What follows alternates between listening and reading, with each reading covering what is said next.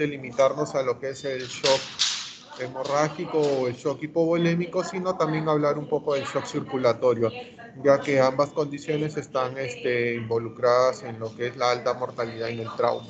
¿Ya? Vamos a un ratito, vamos a dar un par de minutos que terminen de conectarse y empezamos con la sesión.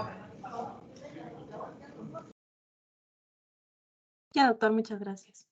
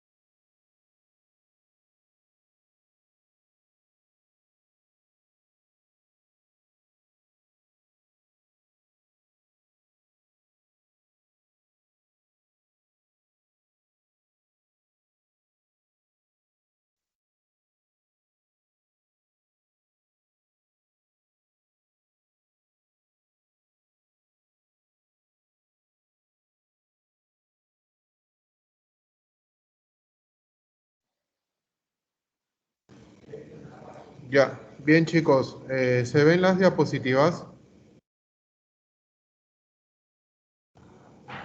Sí se ve, doctor. Sí, doctor. Sí, ya. Listo. Una vez finalizada la sesión, ya les voy a compartir la presentación con los delegados. ¿Ya? Entonces vamos a empezar. Cualquier duda, pregunta la pueden hacer, por favor. Si van a hacer alguna pregunta, levantan la manito o en todo caso, para absolver las dudas que hubieran. ¿Ya? Vamos a dividir en 3 sesiones para no hacerlo muy extenso. La primera parte va a ser la introducción y lo que es shock hemorrágico. La segunda parte, shock circulatorio. Y finalmente nos vamos a enfocar en lo que es el manejo. Entonces empezamos.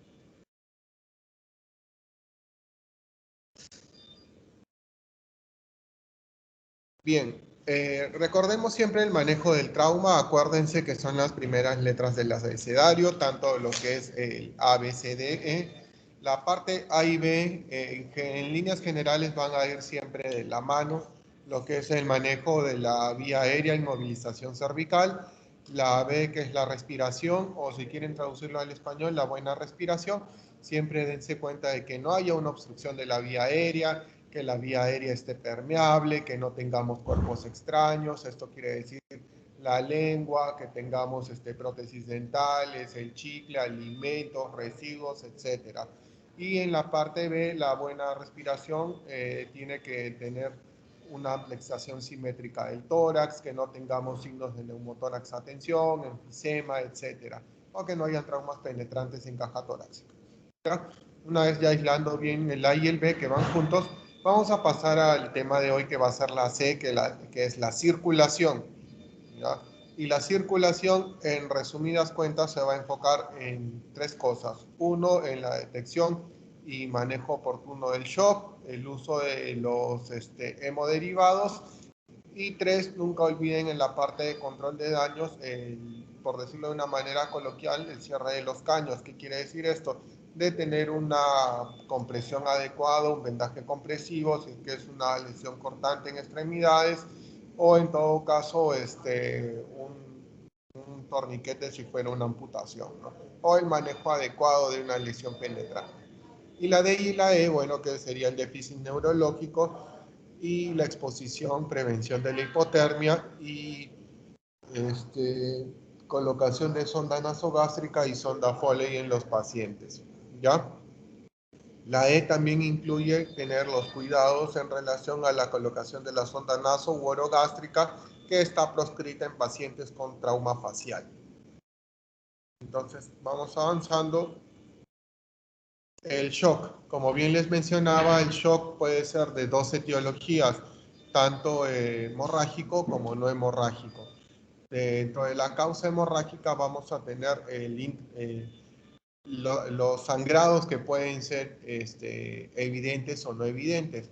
Dentro de los sangrados evidentes o externos, obviamente vamos a tener aquellas lesiones que sí podemos ver y sabemos de que van a causar hemorragia. El gran problema van a ser aquellos pacientes que están en shock, pero no tienen lesiones externas. Entonces ahí es donde tenemos que buscar algún tipo de sangrado interno, sean sangrados intraabdominales, intratorácicos, retroperitoneales, relacionados a fracturas de huesos largos, bueno, cualquier tipo de hemorragia externa o las heridas en cabeza en pediátricos que sí son muy sangrantes y podrían terminar en shock.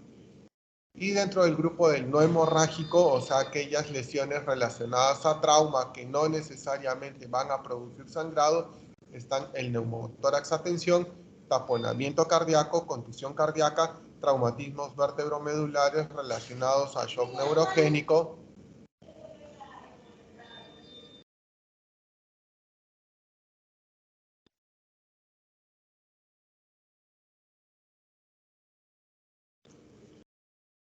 y algunas otras condiciones médicas relacionadas como hemorragia digestiva alta, infarto agudo de miocardio o que el paciente esté tomando alguna medicación hipotensora, algún beta bloqueador, etc.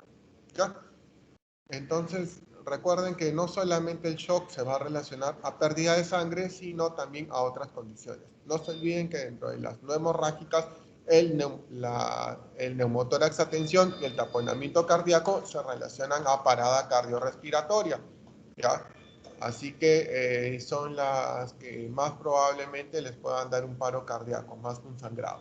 ¿El sangrado se relaciona a paro? Sí, pero neumotórax y taponamiento sí son unas emergencias verdaderas. Seguimos. Hablando ahora de lo que es shock hemorrágico. Bueno, hay que entender un poquito de la fisiopatología y por qué la importancia del shock. Principalmente vamos a hablar de el caso de la hemorragia es una disminución del volumen intravascular, o sea, lo que estamos perdiendo es volumen. Por tanto, vamos a tener disminución de la precarga, descenso en el volumen de eyección, una gran disminución del gasto cardíaco. ¿Esto en qué va a denotar? En el descenso de la perfusión sistémica. Por tanto, isquemia tisular. Y la isquemia tisular va a tener tanto características clínicas como laboratoriales. ¿Ya? ¿Qué características clínicas podríamos encontrar en un paciente hipoperfundido? A ver, ¿algún voluntario o voluntaria? ¿Cómo podríamos saber que un paciente está hipoperfundido independientemente del tipo de shock? Algo que va a ser común en condiciones clínicas que van a ser común en todos los pacientes. ¿Hipotensión? Ya, la hipotensión es una de ellas. ¿Cuál más? ¿La cianosis? Ya, muy bien. Cianosis periférica o cianosis central, muy bien. ¿Qué más?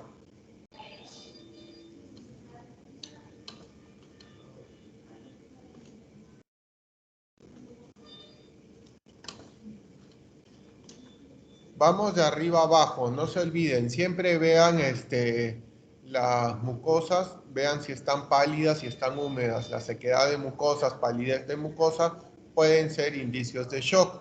Otra, el llenado capilar lento. No se olviden que si estamos hablando de hipoperfusión y disminución del gasto cardíaco, vamos a tener un llenado capilar lento. ¿Ya? Revisen la piel, chicos, la frialdad, los cambios en la piel, si es que es una piel pálida, cianótica, o en casos más severos vamos a tener una piel marmórea, ¿ya? Ya esos son casos más severos de shock.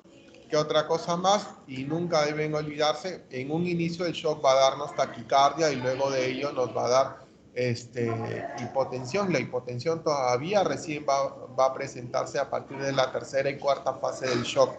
No es algo que se vea desde el inicio. Uno de los signos precoces de shock va a ser la taquicardia, sumado a lo que les estoy mencionando. Y no olvidar la parte renal, que se va a caracterizar por la oliguria o por la oliguanuria. ¿Estamos? Entonces, con todas estas características podemos llegar al diagnóstico de shock. Tanto de cualquier etiología. Si ya sabemos que un paciente está mal perfundido, vamos a tener clínicamente cualquiera de esas características, independiente de la etiología. Vamos avanzando. Entonces, sabemos que a partir del 10% de pérdida de volemia vamos a tener una interrupción de la homeostasis, por tanto van a activarse dos tipos de receptores, tanto los vasoreceptores renales como los aórticos y carotídeos. En el caso de los renales, el centro de control va a ser el angiotensinógeno en sangre, y en los aórticos y carotídeos el hipotálamo, hipófisis y los suprarrenales. Ahora, ¿qué efectos vamos a tener? Tanto a nivel suprarrenal, tanto como renal, vascular y cardíaco. Bueno, el renal va a liberar aldosterona y bueno, va a estar relacionado al angiotensinógeno en sangre. El suprarrenal, perdón. El riñón va a tratar de retener agua y sodio, por tanto vamos a tener una disminución de la diuresis. Esto a nivel, por acción del hipotálamo y la neurohipófisis. Las vasculares, bueno, la vasoconstricción periférica en un inicio y luego la central también. Por tanto, vamos a tener frialdad distal, el llenado capilar lento, que van a estar relacionados a estos signos. Y el angiotensinógeno relacionado al angiotensinógeno en sangre, hipotálamo y neurohipófisis. Y a nivel cardíaco, la taquicardia, incremento de la contractibilidad, porque al tener menor volumen, como respuesta el corazón va a tratar de trabajar más rápido y por tanto va a tratar de, con el poco volumen que tiene, perfundir todo el organismo. ¿Ya?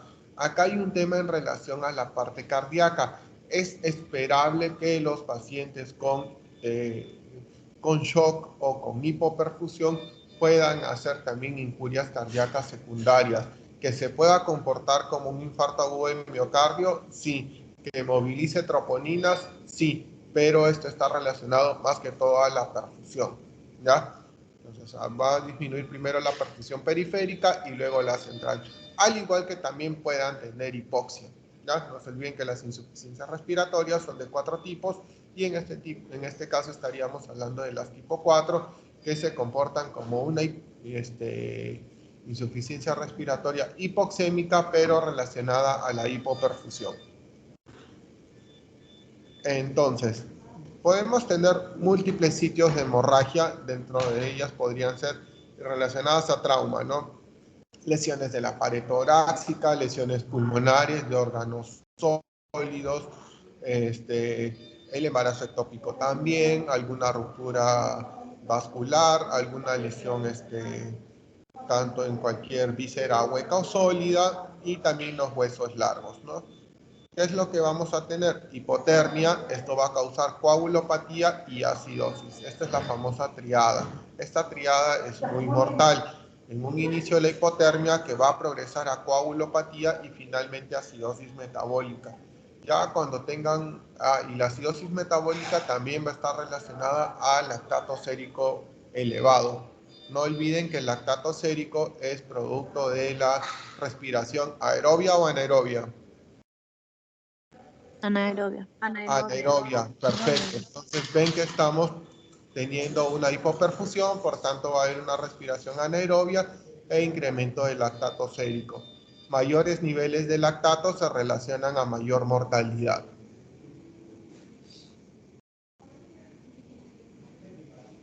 ¿Ya? Bueno, vamos a tener también otros factores que va, aparte de, bueno, de la pérdida sanguínea, recuerden que va a estar también, va a contribuir la hipotermia, la hemodilución, la acidosis metabólica y, bueno, la exposición ambiental o y la hipotermia.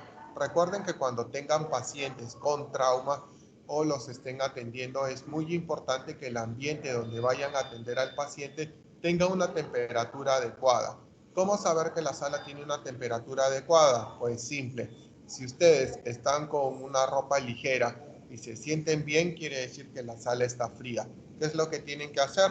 Regular la temperatura de la sala y ustedes sentir calor. ¿Por qué? Porque de esa manera nos aseguramos que nuestro paciente, que prácticamente está expuesto sin ropa, mantenga un buen control de temperatura, evitando así la hipotermia. ¿Ya? La pérdida sanguínea, recuerden que vamos a tener pérdida de células rojas, factores de coagulación, plaquetas, vamos a tener una anemia y, bueno, la pérdida de la capacidad de la coagulabilidad y la acidosis. ¿Ya?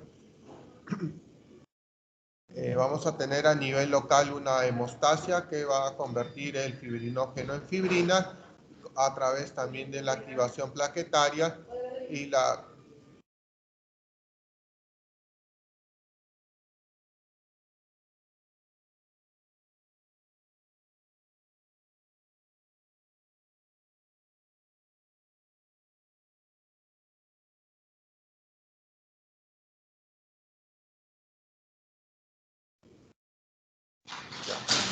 Estábamos hablando de la hemostasia local, la activación endotelial, bueno, primero el vasoespasmo, la activación plaquetaria, la conversión de fibrinógeno en fibrina y la activación endotelial también, ¿no?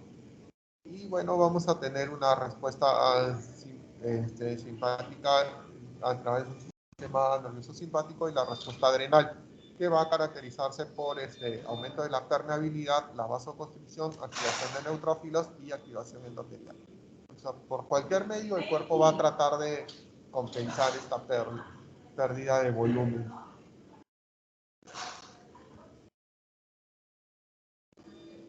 Esta tabla nunca la olviden, les va a servir para todo tipo de shock, no solamente a los shocks relacionados a trauma, sino también la pueden aplicar en cualquier clase de shock. Entonces tenemos los 4 grados y el porcentaje de pérdida con el que se podrían relacionar. La clase 1 se relaciona con pérdidas de hasta 15%, la clase 2 de 15 a 30%, la clase 3 del 30 a 40% de pérdida y la clase 4 con más del 40% de pérdida. Vean que la taquicardia es uno de los signos precoces del shock. Hacia el grado 2 y 3 vamos a tener una mayor taquicardia y la...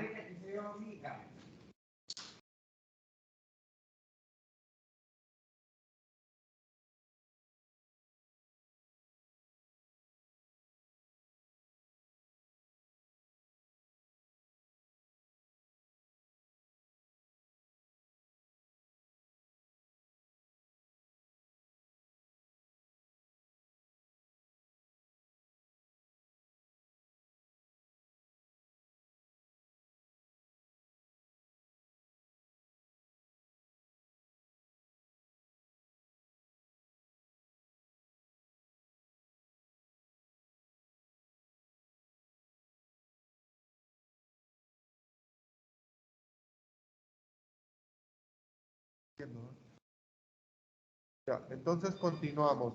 Estábamos hablando de los valores de taquicardia y la presión arterial. Vean que recién la presión arterial va a bajar en los grados 3 y 4 de shock.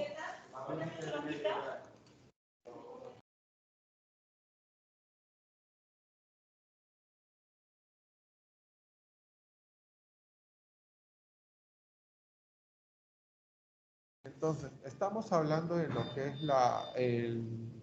tanto la presión arterial como la frecuencia cardíaca. Vean que recién la presión arterial va a bajar a partir del tercer y cuarto grado, ¿ya? Así que no se confíen. Si ya tienen un paciente con antecedente de trauma y empieza a presentar taquicardia, esto quiere decir que ya está en una fase de shock. Igual, la presión de pulso también va a ser normal recién al inicio y va a empezar a disminuir a partir de la segunda etapa.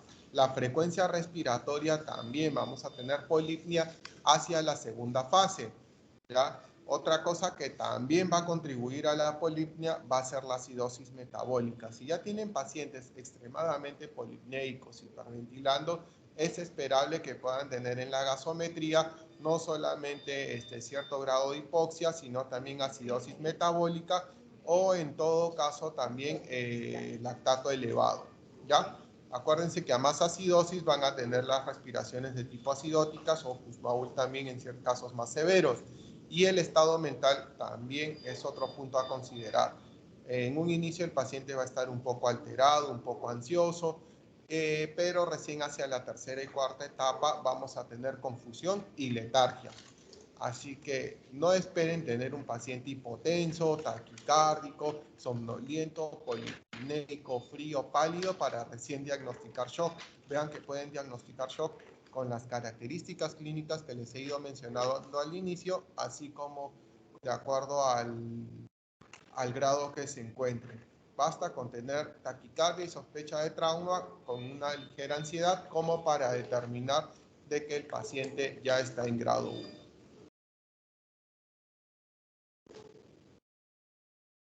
Bueno, este es el resumen también del cuadro anterior en relación a la frecuencia cardíaca, la presión arterial, la presión de pulso. El llenado capilar se va a empezar a incrementar entre el grado 2 y 3 y podría estar muy demorado o ausente en el grado 4, ¿ya? La diuresis también, punto muy importante. A partir del grado 3 vamos a tener oliguria, mientras que a partir del grado 4 ya vamos a tener anuria, ¿ya? El número que se refiere ahí son cc por hora, ¿ya? Los niveles de conciencia que ya habíamos mencionado y el gasto cardíaco que va a estar en descenso a partir del segundo, tercer y cuarto grado, que va a estar muy, muy bajo. Listo. Entonces, ya hablando de lo que es la fisiopatología del shock hemorrágico, ¿dudas, preguntas hasta esta primera parte?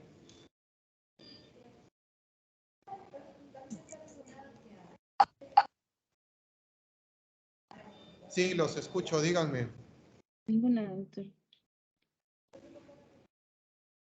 ¿Preguntas, chicos? Oh, claro, doctor. Sí, seguro. ¿Se entendió la primera parte de lo que es shock hemorrágico? Sí, doctor. Doctor.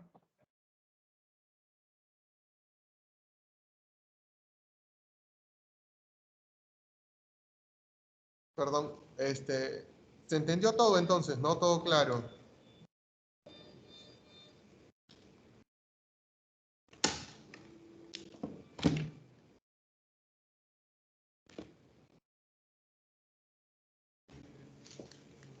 No se vayan a olvidar de estos dos cuadritos, ¿ah? Porque los exámenes las preguntas van a venir principalmente de estos dos cuadros. Así que, si está todo claro, vamos a hacer una pausa de unos 5 minutos antes de pasar al segundo tema, ¿ya? Muchas gracias, doctor.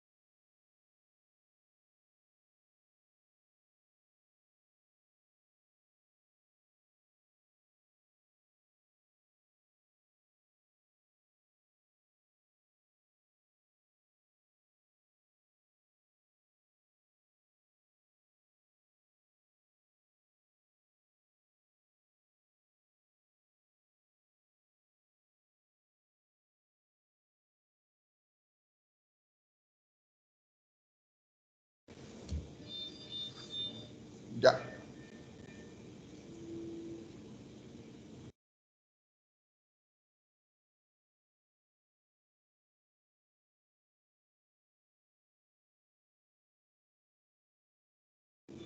Muchachos, una pregunta para este tipo de... Para el Teams, cuando uno presenta con video y para que puedan escuchar el audio del video, ¿hay que hacer alguna otra configuración en el aplicativo o solamente se carga el video solo? Doctor, se carga el video y en la parte superior te aparece una opción donde dice compartir con audio. Oh, ya, porque no me ha salido la opción en el PPT. A ver, lo A puede ver, proyectar y le vamos diciendo si es que se escucha o no. ya, listo. Porque solo me sale ceder el control y nada más, no me sale las opciones del audio.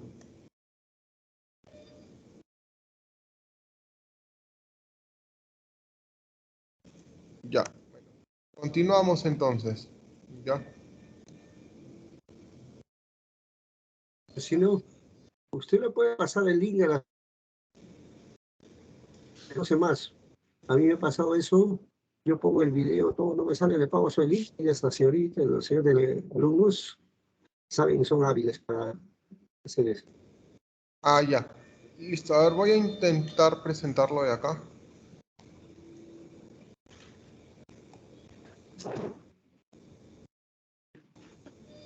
Ya, listo. Vamos a continuar entonces.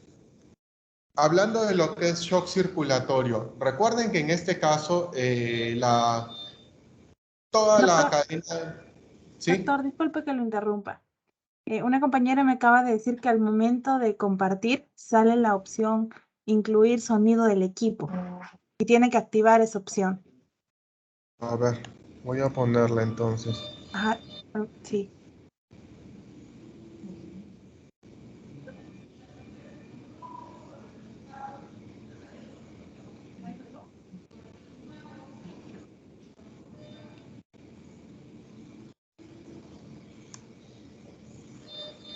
Ay, ya la vi. Listo, gracias. Perfecto, y ahora sí. Entonces, en lo que es shock circulatorio, acá ya vienen todos los otros tipos de shock que puedan conocer que no estén relacionados a pérdida. Puede ser el cardiogénico, el séptico, el anafiláctico, todos esos shocks que no están relacionados a pérdida. Ahora, ¿cuál es el tema acá? El tema es que el volumen se mantiene, no hay pérdida de volumen, pero hay otras condiciones en las cuales el organismo va a hacer este estado de shock sin necesidad de pérdida sanguínea. También se le llama shock indiferenciado, puede ser progresivo, múltiples causas, y acá tenemos un fracaso del sistema circulatorio para mantener la hipoperfusión, para mantener la perfusión tisular. Y acá está relacionado igual a hipotensión y a hipoperfusión.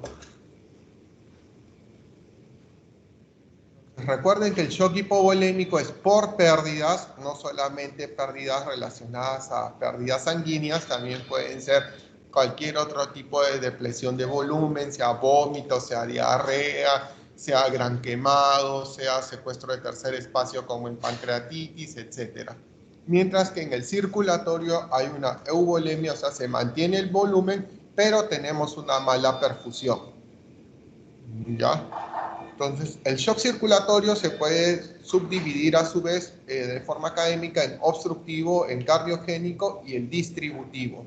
El caso del distributivo tenemos el séptico, anafiláctico, tóxico y neurológico. ¿Ya? Es una expresión clínica de una falla circulatoria con un inadecuado uso del oxígeno a nivel tisular o a nivel celular. ¿Por qué? Porque no vamos a tener un adecuado transporte y vamos a tener, por tanto, una mala perfusión. O sea, shock, la palabra repetitiva va a ser perfusión. ¿Ya? Eso lo van a leer en todos los libros. Y el diagnóstico debe ser tanto clínico como con parámetros laboratoriales y, bueno, parámetros hemodinámicos. Ya habíamos conversado en un inicio las características del shock, tanto características clínicas con una presión arterial media menor de 70 con taquicardia, diuresis inadecuada, escasa o nula, las características de la piel, no se vayan a olvidar, alteraciones del estado mental y elevación del lactato sérico también. Dentro de lo que es el subtipo cardiogénico vamos a tener por un fallo de bomba, por infarto agudo del miocardio. El obstructivo se relaciona a una obstrucción externa al llenado cardíaco, que puede ser el taponamiento cardíaco. Distributivo relacionado a una gran vasodilatación periférica, algunas toxinas, medicamentos, drogas o la misma sepsis. Y el hipovolémico relacionado a pérdidas, ¿no? Que puede ser hemorrágico o no hemorrágico, como ya estábamos comentando. Ahora, ¿qué es lo que va a pasar? Igual, muy similar al shock hipovolémico, la hipotensión arterial nos va a dar signos de hipoperfusión. Al no tener una buena perfusión, la perfusión va a ir disminuyendo de periferia hacia centro. Alteraciones del estado mental, cambios en la coloración de la piel, oliguria u oligoanuria, taquicardia desde etapas iniciales y elevación del lactato sérico como manifestación de una respiración anaerobia y como manifestación principal de la mala perfusión. Ya. El gasto cardíaco también va a estar alterado. Acá ya utiliza otros parámetros que podríamos hablar un poco, tanto de lo que es la saturación venosa de oxígeno, que va a estar disminuida por la mala perfusión. ¿Ya?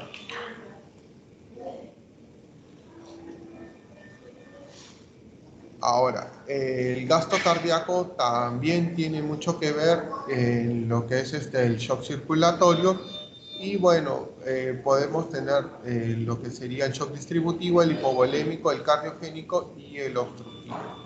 ¿Ya? A nivel de distributivo vamos a tener una conservación de lo que sería las cámaras y función cardíaca, preservando la contractibilidad. Mientras que en el hipovolémico vamos a tener disminución de la contractibilidad. En el cardiogénico vamos a tener una pobre contractibilidad. Recuerden que va a haber una gran limitancia en lo que es la motilidad cardíaca. Y en el caso del obstructivo, el taponamiento relacionado a efusión pericárdica. Vamos a tener un patrón muy restrictivo a nivel cardíaco, dilatación de vena cava inferior, o también puede estarse relacionado a tromboembolismo pulmonar o a neumotórax también. Entonces, no se olviden que el shock distributivo va a producir vasodilatación, el hipovolémico, la gran pérdida del plasma o volumen sanguíneo, el cardiogénico por fallo de bomba y el obstructivo, que podamos tener una obstrucción tanto pericardíaca como el taponamiento o el tromboembolismo, ¿no? Estas son la fisiopatología de cada uno de ellos. El gasto cardíaco va a estar disminuido en general, pero en el distributivo en fases precoces puede estar normal o disminuido. Precoz con fluidos puede incrementarse y un tardío sin manejo va a disminuir.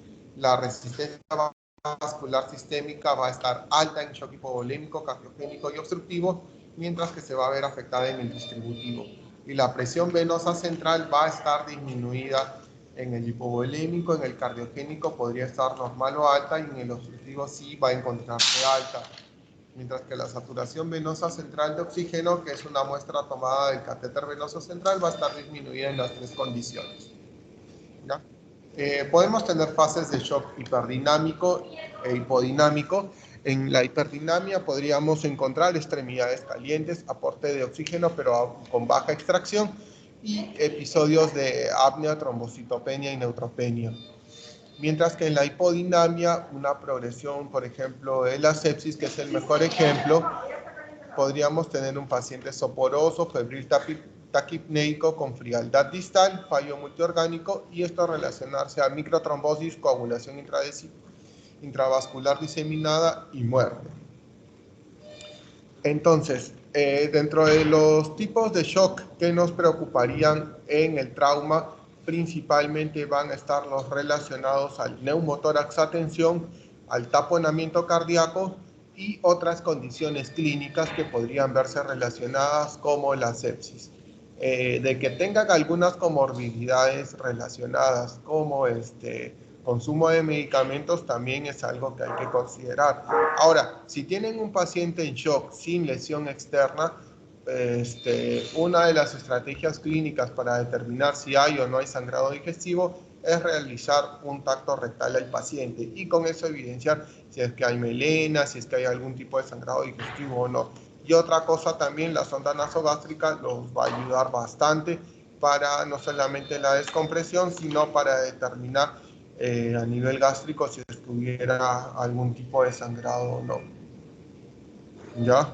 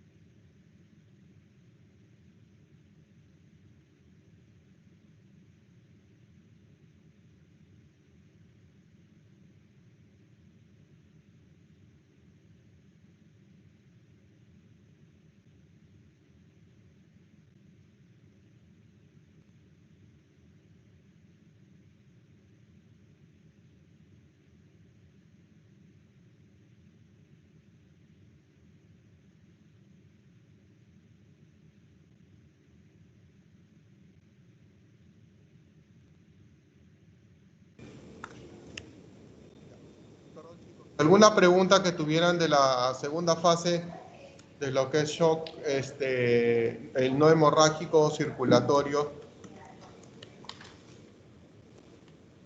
¿Claro?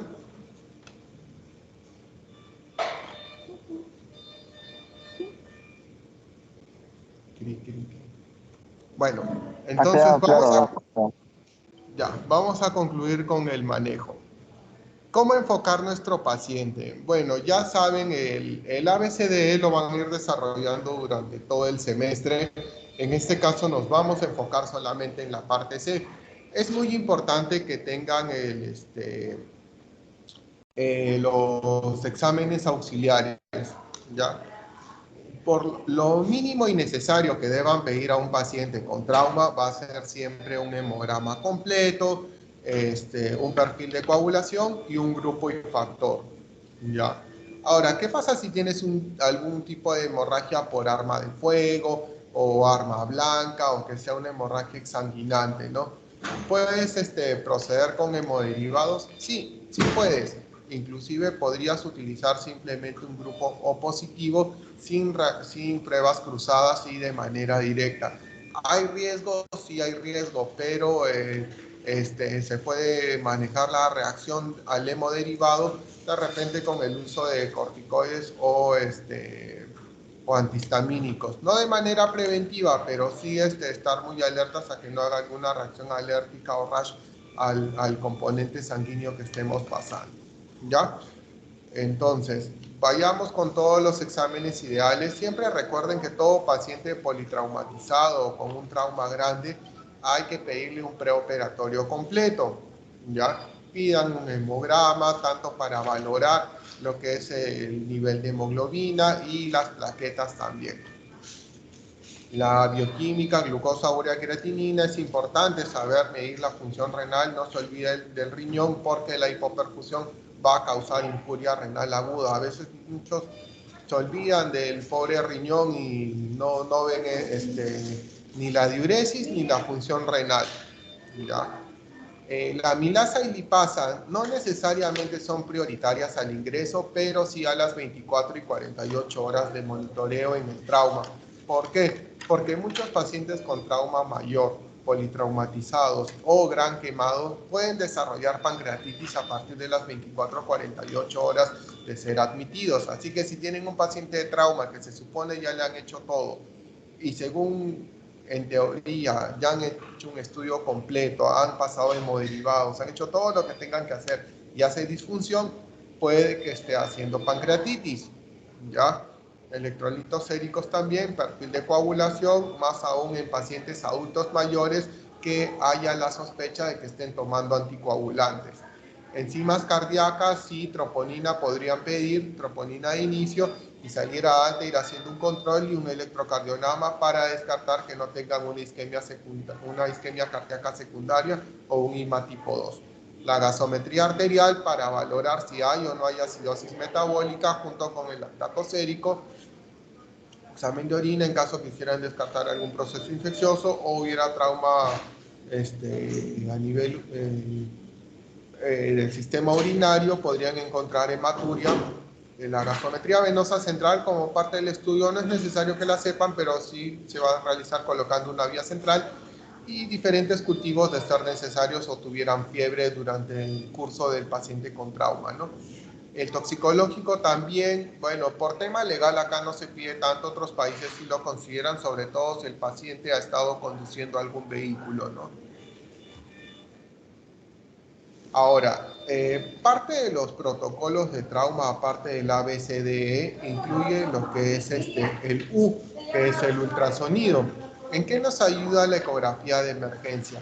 En que podamos encontrar lesiones ocultas dentro de cavidad, sea en tórax o sea abdomen. Y existen diferentes tipos de protocolos. El principal protocolo que vayan a aplicar para lo que es ecografía de emergencia en trauma es el FAST. Pero ya no es el FAST significa Focus Abdominal Sonography in Trauma, que es una ecografía abdominal enfocada en trauma.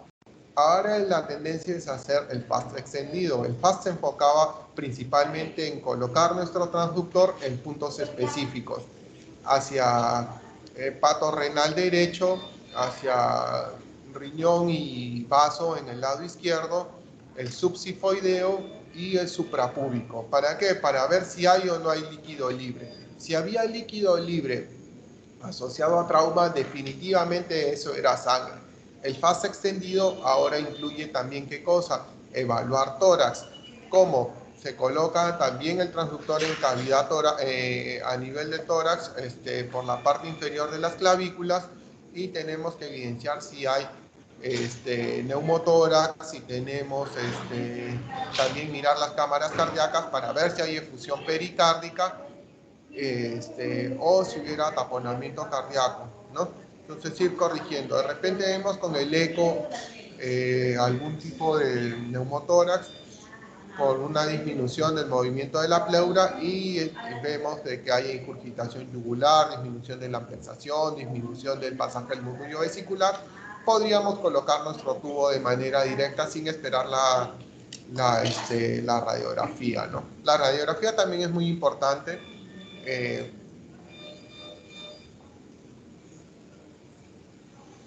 Y otros exámenes que podrían estarse relacionando van a estar la tomografía con contraste o las angiotomografías si sospechamos lesiones vasculares, ¿ya?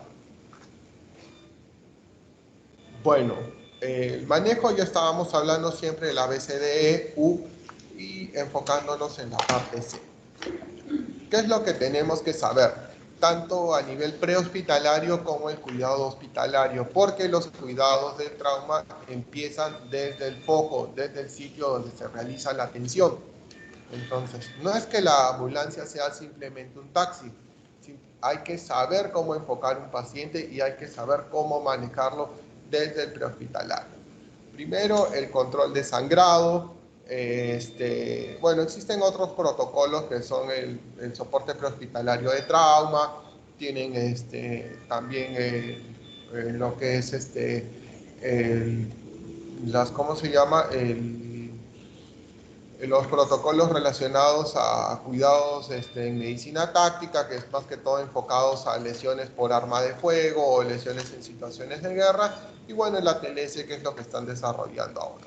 Dentro de las intervenciones prehospitalarias, primero, muy importante, la compresión directa, ¿no? Si tienen alguna lesión en extremidades, bueno, gasa, vendaje compresivo. Si tienen alguna amputación, colocar un torniquete por encima del punto de la amputación, ¿no?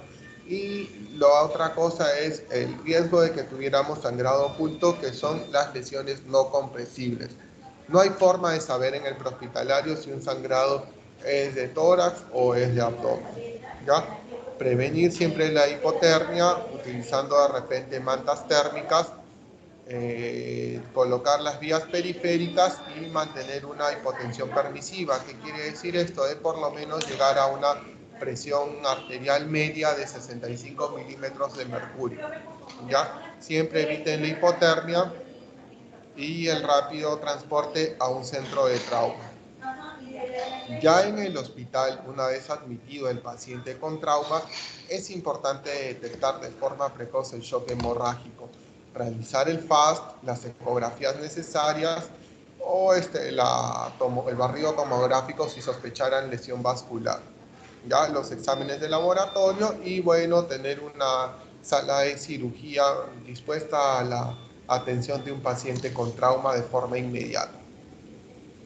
El control de la hemostasia, bueno, a través de exploración quirúrgica o, bueno, algunos tipos de embolización por angiografía o intervención endoscópica si es hemorragia digestiva alta. Y post hemostasia, bueno, hay que prevenir la coagulopatía. Recuerden que tanto el trauma severo como la politransfusión vamos a correr un alto riesgo de coagulopatía, ¿ya? Los controles seriados, controles continuos, tanto de hemoglobina, gasometría con lactato, electrolitos, estudios de coagulación, o sea, TP, TTP y NR. Y bueno, las transfusiones que en la medida de lo posible tendrían que ser isocompatibles, o sea, del mismo grupo factor. De no ser posible o tengamos una lesión exsanguinante, pueden proceder con sangre O positivo, ¿no? Ahora, ¿qué hacemos con el paciente? Bueno, el manejo es en conjunto, todo es en simultáneo. Dos vías periféricas, tanto la guía del ATLS como el ACLS, que es el soporte vital avanzado, hablan de colocar dos vías periféricas y estas deben ser por encima del diafragma. ¿Qué quiere decir esto? De flexura de codo hacia arriba, no por debajo. Catéter corto y grueso, idealmente número 14, 16 o 18. Y la fluidoterapia con cristaloides hasta lograr una presión arterial media de 65 milímetros de mercurio, ¿ya? Prohibido el uso de soluciones de alto peso molecular, entre ellas la albúmina o los almidones. Si tenemos 3 fracasos de intentos de vía periférica, deberíamos colocar una vía intraósea. De preferencia, usar el platillo tibial. Ahora, no todos los centros utilizan vía intraósea, no es algo muy común en nuestro medio, sí es bastante común en el uso en pediatría. Pero sí es importante que sepan cómo se coloca y dónde se coloca, ¿ya?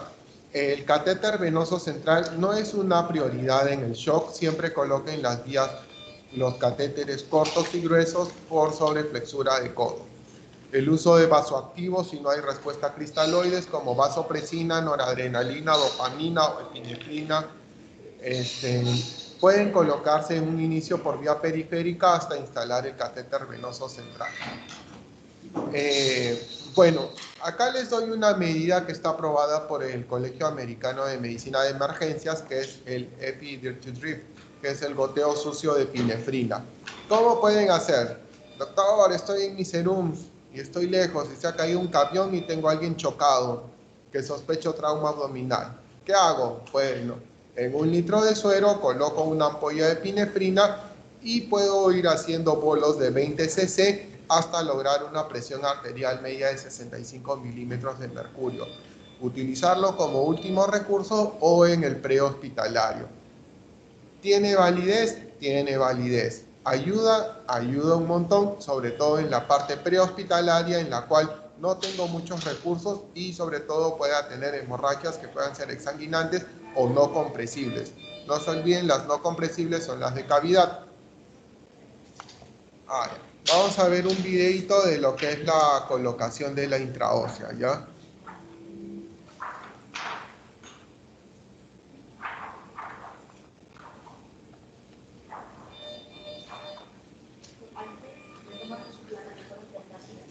This is a video in clinical medicine from the New England Journal of Medicine.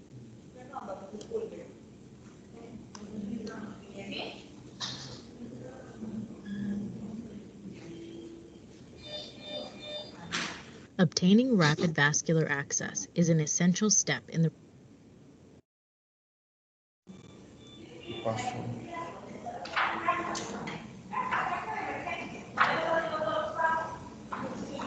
Ay,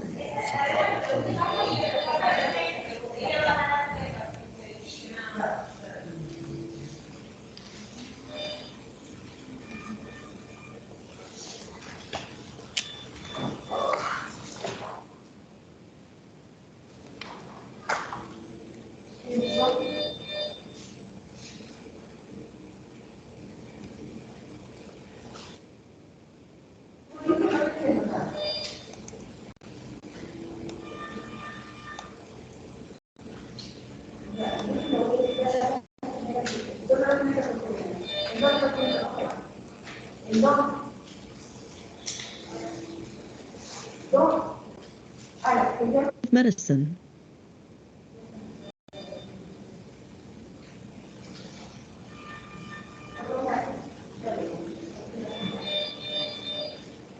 Obtaining rapid vascular access is an essential step in the resuscitation of critically ill patients. The intraosseous route provides vascular access quickly and reliably when peripheral and Se escucha el audio, ¿no? Sí se escucha bien. ¿Logran escuchar? Sí, doctor, sí se escucha. Sí, ya, listo.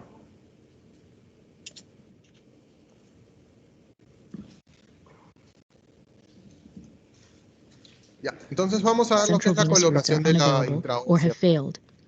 Although the insertion of an intraosseous needle was originally performed in pediatric resuscitations, this method has gained acceptance for use in adults, especially since the advent of mechanical insertion devices. The most recent guidelines from the Advanced Cardiac Life Support Certification Institute, published in 2010, recommend the La intraosseous gran route ventaja over es the la rápida endotracheal route for aplicación. the administration of fluids and Solamente tenemos medications in que adult tener en cuenta el patients in reparo whom anatómico, que intravascular ya lo vamos access a ver is más not adelante, y available. podemos This video transferir cualquier describes the tipo de placement of an fluido. intraosseous needle in adult patients. The use of both a mechanical drill-based device and Entonces, ¿qué manual es lo que se va a insertion will be utilizar? Como pueden demonstrated. ver, es un pequeño taladro y los diferentes tipos de agujas de adulto pediátrico. Crystalloids, colloids, blood Esto es products, todo and lo many que podemos medications, infundir including por drugs la used intraósea entre cristaloides, coloides, hemoderivados, vasoactivos, vasopresores, etcétera. O sea, podemos pasar cualquier tipo de medicación, inclusive hemoderivados, sin ningún problema. for resuscitation and vasopressor infusions can be administered through the intraosseous route. In addition, a sample can be drawn from the intraosseous space in the critically ill patient for laboratory testing, such as blood typing, measurement of hemoglobin level, serum chemical analysis, and blood gas analysis. Y estas son las contraindicaciones. Contraindications include ipsilateral fractures, previous attempts Que at tengamos fractura de hueso en esa zona, que tengamos un acceso previo o que hayamos tenido una lesión ósea también, que tengamos injurias vasculares locales porque no vamos a tener una buena infusión del medicamento, que haya celulitis o que haya quemadura en la zona de punción. ¿Ya? ipsilateral intraosseous access, local vascular injuries, cellulitis, and burns.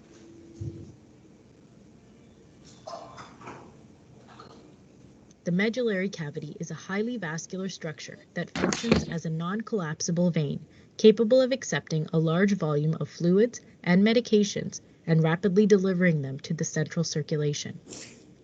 The medullary venous sinusoids drain into a central venous channel, which exits the bone in the form of emissary and nutrient veins. Vean en el dibujo acá, o en la explicación del video, que la aguja, una vez llegando a la médula ósea, va a estar en contacto con toda la vascularidad ósea. Entonces, todo medicamento que nosotros pasemos por la vía intraósea va a pasar al torrente sanguíneo. Por tanto, es una vía muy efectiva y muy segura. La precaución que sí tenemos que tener con las intraóseas es que deben durar como máximo 24 horas. Algunos protocolos hablan de hasta más de 48, pero traten de no utilizar más de 24 horas. ¿Por qué? Por lo mismo que es un acceso más cruento, el riesgo de infecciones es mucho mayor. Y sí, los cuidados durante la aplicación y manipulación de este tipo de accesos tiene que ser con toda la esterilidad posible, ya con todas las medidas de bioseguridad extremadas, porque la posibilidad de complicaciones o infecciones es muy alta. The rate of infusion is limited by the size of the medullary cavity and the diameter of the intraosseous needle. ¿Dónde punzar? A number of sites can be used for intraosseous needle insertion in an adult, such as the proximal tibia, the distal tibia, the distal femur, the calcaneus, the sternum, the humerus, and the styloid of the radius.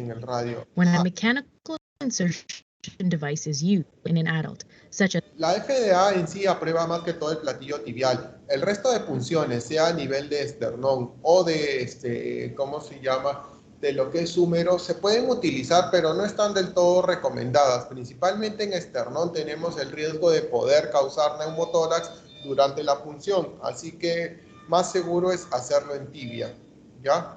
the proximal tibia, the distal femur, the calcaneus, the sternum, the humerus, and the styloid of the radius. When a mechanical insertion device is used, the anteromedial surface of the proximal tibia is the preferred site of insertion because it is easy to locate. It presents a flat, wide surface for insertion. Ahora, la gran ventaja de utilizar esta área de la tibia es que es un área que, por más obesa que sea la persona, no va a verse afectado por el tejido adiposo y es una área de mayor exposición, ¿ya? Y es muy segura. And the subcutaneous layers overlying the bone are thin. If the intraosseous needle is inserted manually, the medial aspect of the distal tibia is the preferred site because of its thin bony cortex and the small amount of overlying tissue. A substantial amount of force and a large bore needle are required to manually Tenemos acá penetrate una the de bone. las técnicas que es utilizando una aguja. The following items should be assembled in preparation for the drill-based insertion: chlorhexidine or iodine solution, que es solución de clorhexidina, guantes estériles, el kit de inserción, una jeringa de 10, lidocaína y bueno, gasas, ¿no? Una llave de triple vía también y tener una jeringa con suero fisiológico para hacer la purga del equipo, ¿no? Estas bolsas de presión ayudan a que las infusiones pasen más rápido. Es para drapo y bueno. ¿Cómo es que se realiza la punción? Vamos a ver. procedure. Consequently, it is rarely possible to obtain informed consent before performing the procedure. If possible, explain the risks and benefits of the procedure to the patient or the next of kin. Otherwise, proceed with insertion. When a mechanical device is used, the proximal tibia is the preferred site in adults. Secondary sites are the distal tibia and the humeral head. Position the patient's leg in slight flexion by placing a rolled towel under the knee. Don sterile gloves and expose and clean the site with chlorhexidine or iodine solution. Then drape the site in a sterile fashion. If the patient is conscious, infiltrate the skin and subcutaneous tissues and the periosteum with 20 to 30 milligrams of 1% lidocaine. Identify the tibial tuberosity. The desired insertion site is the flat medial surface of the tibia, medially 1 finger's width away from the tibial tuberosity. Stabilize the leg with the non-dominant hand. Holding the drill in the dominant hand, position the needle tip at a 90-degree angle to the surface of the bone. Press and hold the trigger and gently guide the needle through the tissues, avoiding excess pressure. A sudden loss of resistance indicates that the needle has penetrated the cortex and has reached the medullary cavity. Remove the stylet and connect the needle to a 10 cc syringe with a standard Duralock connection. If the needle is correctly placed within the marrow cavity, the syringe should be able to stand upright without support.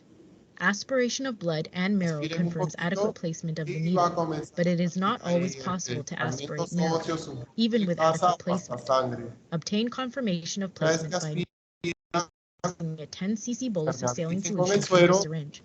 The fluid should flow easily with no para que no se resistance. obstruya. If the fluid does not flow, select another insertion site. After correct placement has been confirmed, Y the colocar test una syringe llave can be de guía. disconnected and the intraosseous needle can be Listo, connected ya to puede regular infusion utilizar su tubing. vía intraósea. Fluids can be infused by gravity, but infusing fluids through a pressure bag produces better flow rates.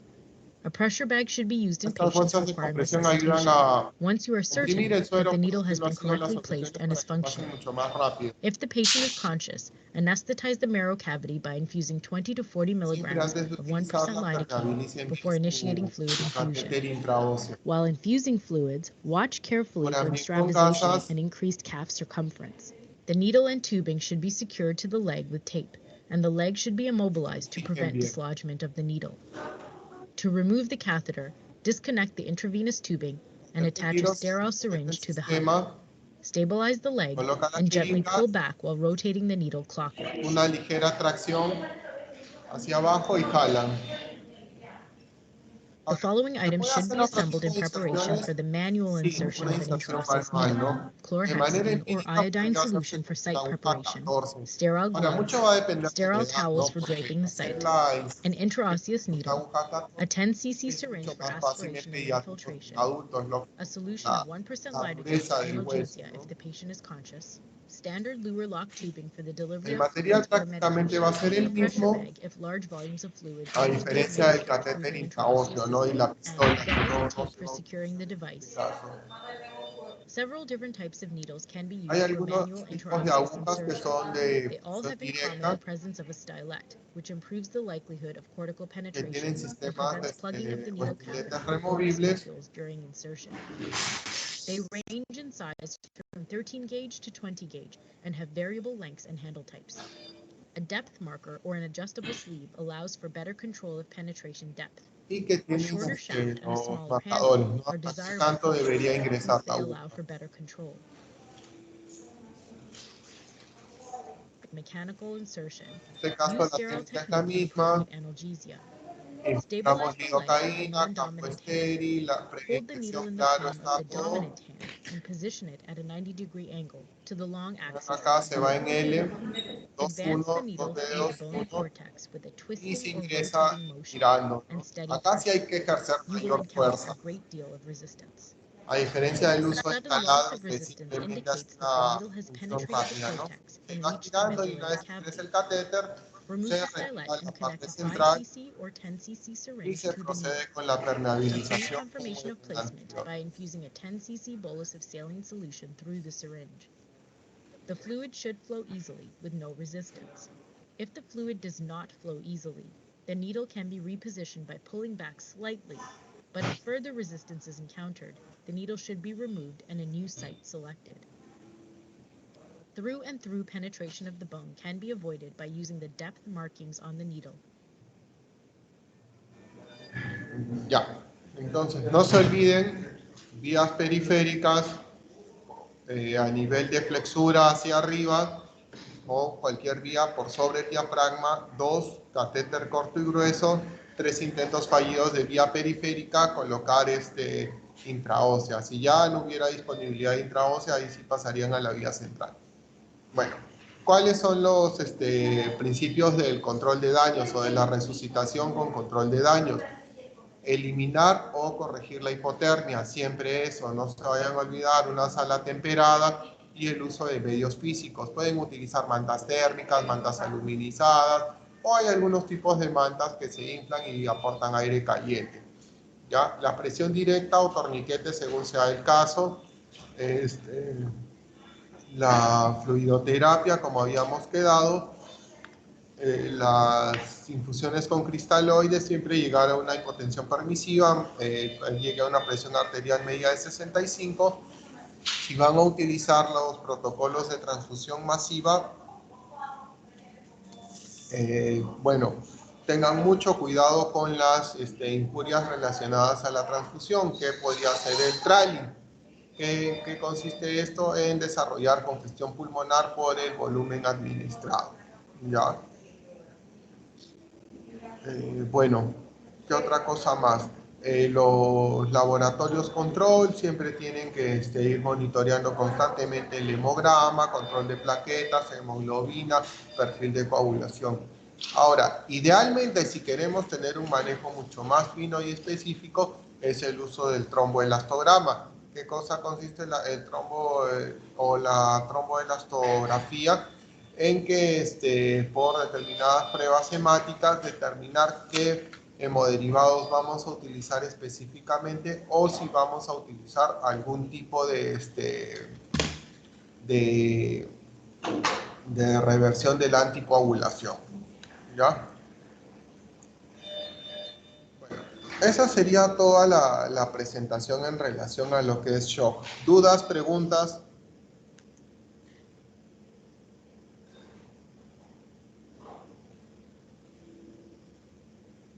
Buenas tardes, doctor. Sí, ¿qué tal? Buenas tardes. Buenas tardes, doctor. En el caso de un trauma por accidente y el paciente es hemofílico, ¿cuál es el sistema de atención de emergencias?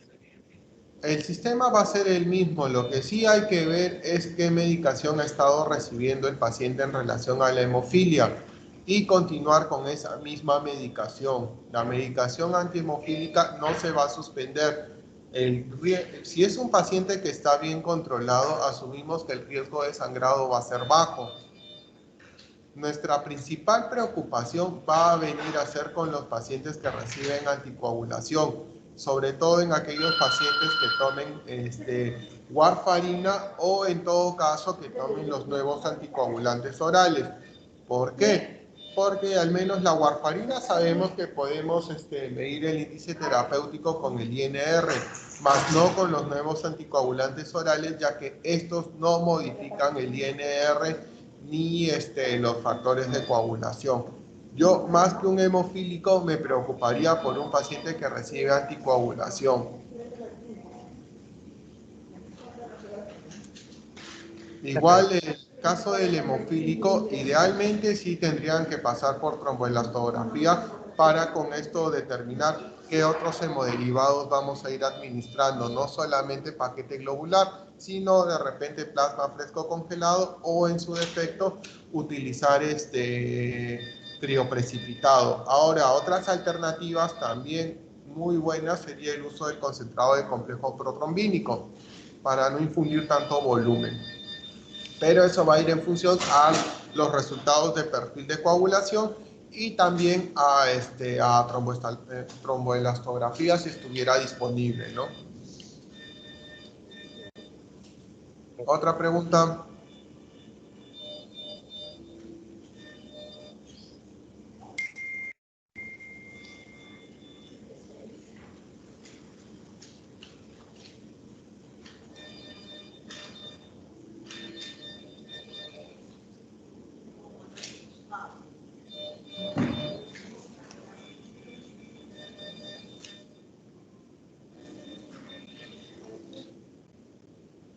¿Alguna otra pregunta, muchachos?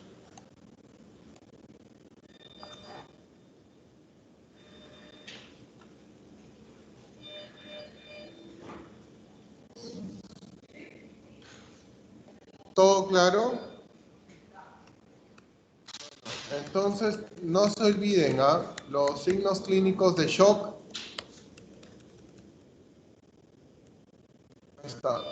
No se olviden esto, los estados del shock, los grados. Recuerden que la taquicardia se va a comenzar a presentar en estados precoces, no solo, y la hipotensión recién a partir del tercer y cuarto grado. Y los signos clínicos, no se olviden de valorar la hipoperfusión, evaluar la piel, la diuresis, el llenado capilar y los laboratorios que tengan que pedir. El nivel de conciencia también muy importante. No se confíen. Y la ecografía sí es una herramienta diagnóstica de muy alta ayuda, de una gran ayuda, por lo que nos acorta los tiempos, ¿no? Las ecografías de trauma se pueden hacer a pie de cama del paciente y ya la gran mayoría de unidades de reanimación o de shock trauma cuentan con su ecógrafo. En relación a la reanimación, la resucitación por control de daños. No se olviden prevenir la hipotermia, evitar la hipotermia por sobre todas las cosas. El uso de los cristaloides, los hemoderivados también. Y bueno, ver algunas otras pérdidas ocultas que podrían ser pérdidas gastrointestinales, y también ir haciendo controles seriados de perfil de coagulación, hemograma, plaquetas, hemoglobina, para de esta forma ver que no estemos teniendo alguna complicación relacionada a transfusiones masivas. ¿Ya? El uso de ácido tranexámico sí está estipulado de 1 gramo cada 8 horas como, como coadyuvante en situaciones de trauma específicamente. ¿Ya? ¿Dudas, preguntas, chicos?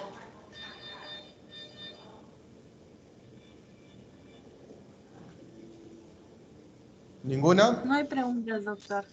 Todo claro, muchas Entonces, gracias. acá tienen la bibliografía. Les voy a compartir más bien para, la presentación con la delegada para que la puedan tener. Y bueno, eso ha sido todo conmigo el día de hoy. Espero haya sido de su agrado la exposición, y ya tendremos otra oportunidad para poder hacer otra clase.